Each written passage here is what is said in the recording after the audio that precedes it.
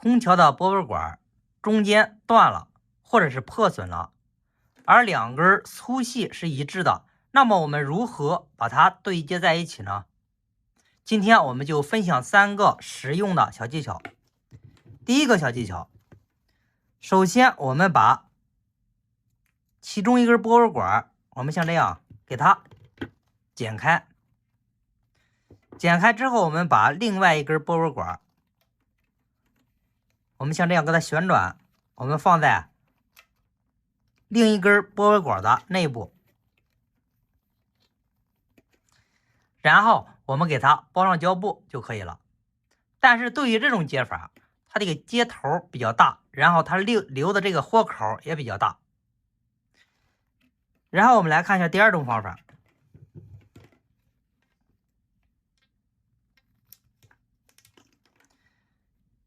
第二种方法，我们使用内接法。首先，我们先剪一个小斜口，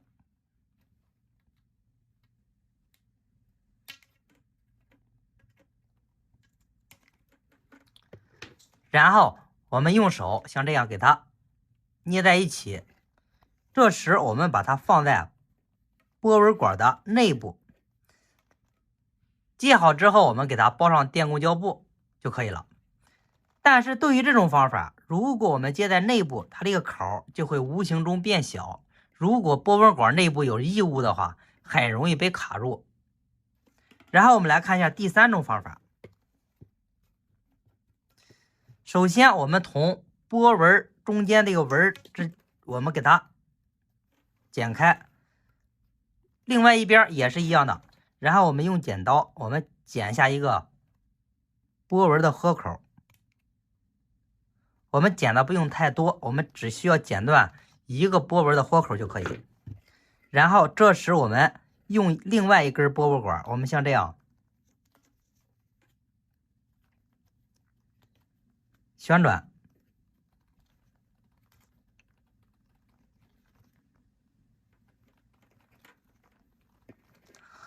这样的话我们就对接好了。对于这种接法，它的接头比较小，如果我们不仔细看的话，根本就看不出来。然后我们用胶布，我们把接口的位置我们给它缠上2圈，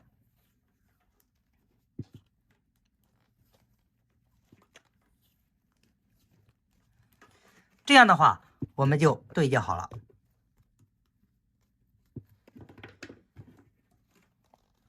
今天我们就分享到这里，喜欢的朋友请关注我，每日定时分享电工知识，我们下期再见。